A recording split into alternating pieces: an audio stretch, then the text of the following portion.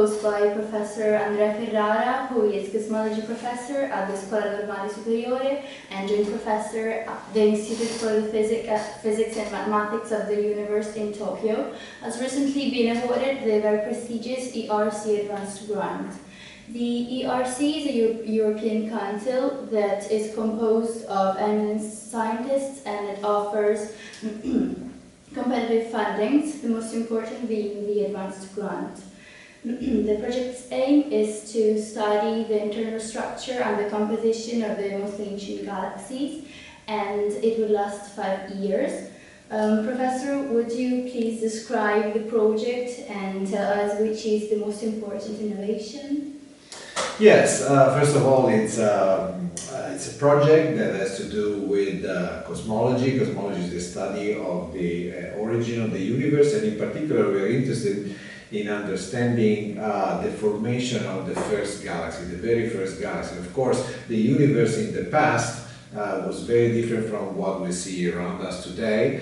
We know that the universe has 14 billion years approximately of age, and therefore in the first billion year, that is the aim of our future study with this ERC project, galaxies were very different from the ones that we see today, and in fact we are reaching an epoch in which there were no galaxy at all. So we are looking at the formation of the very first galaxy. Now the innovation is partly based on the use of supercomputers that allow us to simulate the formation of the galaxy, including all the physics that we can possibly include in our simulation to be as realistic as possible.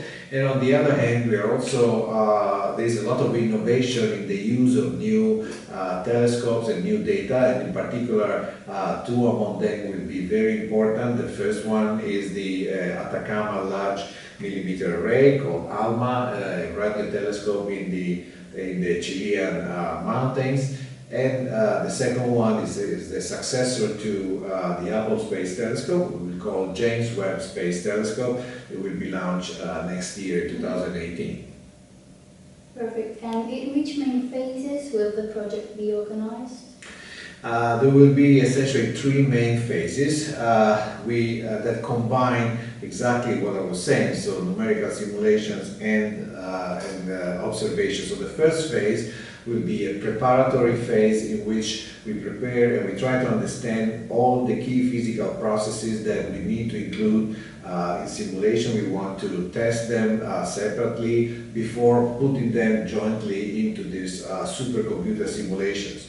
So phase 2 will be the development of a very realistic reproduction of all the history of the universe during the first billion years, looking at the formation of these first galaxies, and so we will be able to predict exactly their structure, their properties, and the physics that regulates their growth.